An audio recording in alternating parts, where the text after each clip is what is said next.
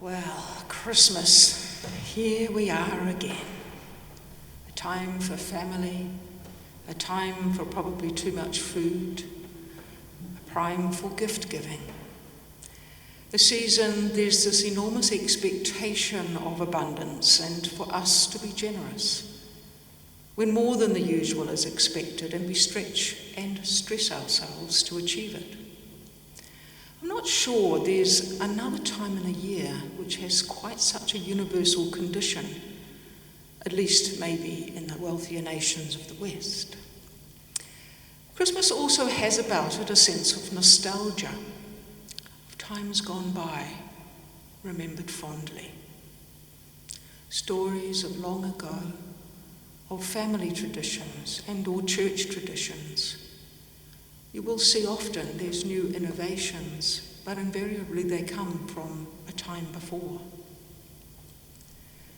The 4 weeks that lead up to Christmas we understand and call Advent. Tradition sees this as a time that we remember back to the story of Jesus' birth in historic time, and we look forward to Christ coming again. We are reminded in this time that we live in between times. So we have to keep awake in case we miss the return. But if we're busy looking back and we're looking forward, what does living now look like?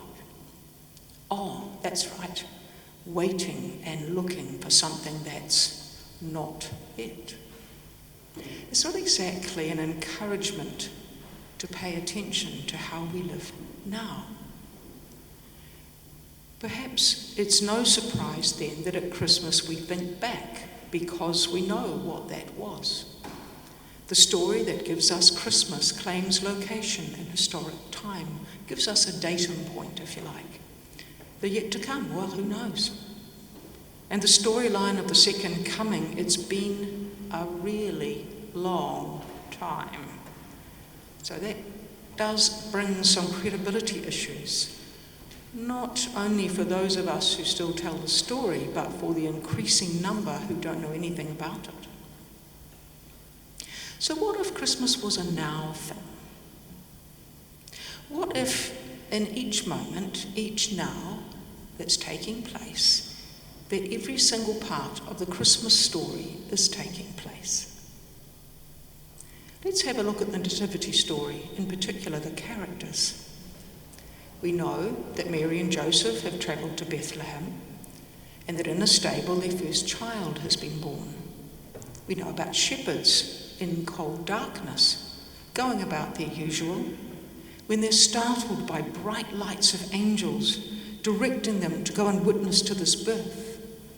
And soon to come we'll hear about the Magi, those wise ones who, following celestial signs that reveal the significance of this child born, will appear.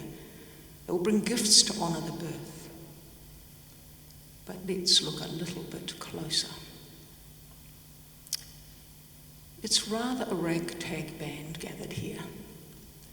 Mary was probably around 12 or 14.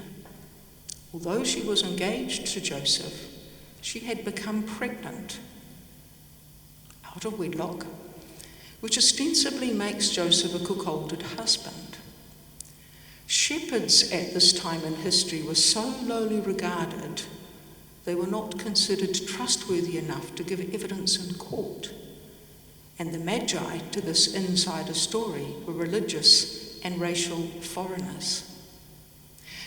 When you look closely, gathered around this infant is a very unlikely mixture of misfit individuals. I'm not sure you could pick a more unlikely story to proclaim God than this one with less credibility if you tried. And yet, it's the one we tell. That God in Jesus chooses to be born among such as these, the outcast, the poor, the displaced, the disregarded, the overlooked, the outsider, those disenfranchised by systems of power. And we interpret this to reveal that God's priority is to such as these. And rightly so.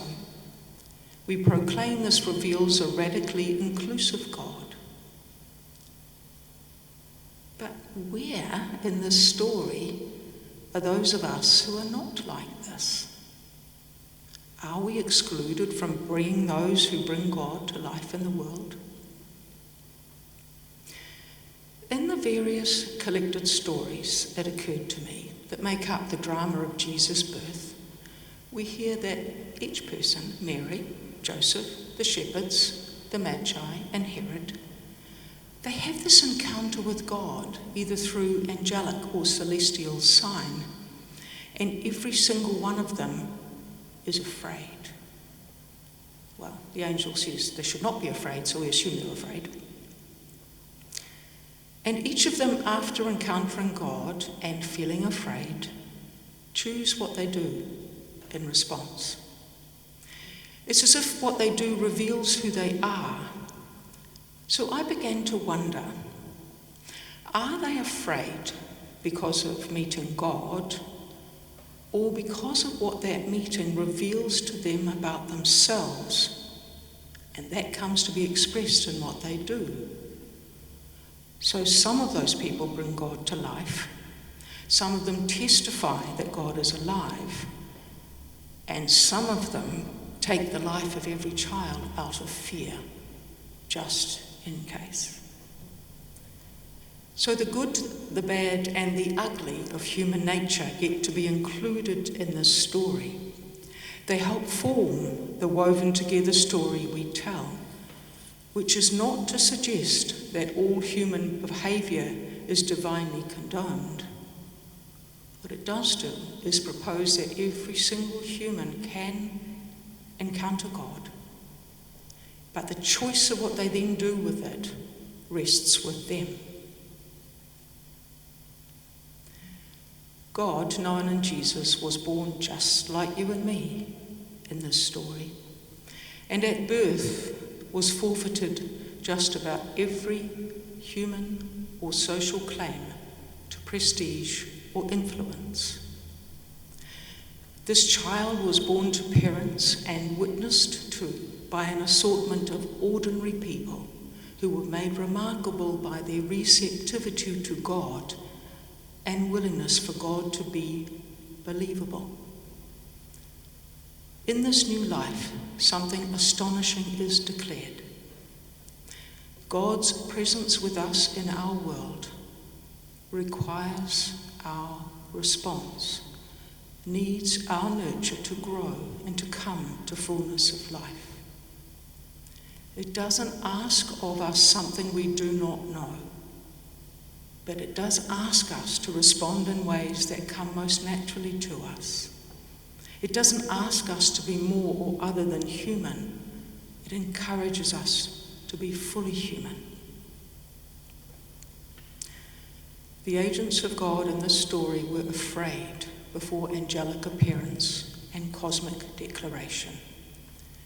Their fear led them to act, to step toward and into the impossible, to trust that through them God would be made known. There is much to fear in our times, and this causes us to cower away and to want to defend ourselves. Could our fear be God nudging us to have courage to face our world as it is and to see the potential in us to respond, to be people who participate in creating solutions, if you like, to choose to step toward and to act for what appears impossible and hopeless and helpless and hapless and too hard and too broken. The things we fear in ourselves, in the events and in others around us, make us aware of our vulnerability. They may just be opening us to God's nudging and needing of us, however we might name that. Christmas now. Maybe it's about allowing the vulnerability of our fear to open us. and in that fraction of time, to know that each of us and our world is the dwelling place of God. By our choices and our actions, we choose whether to reveal or to conceal us.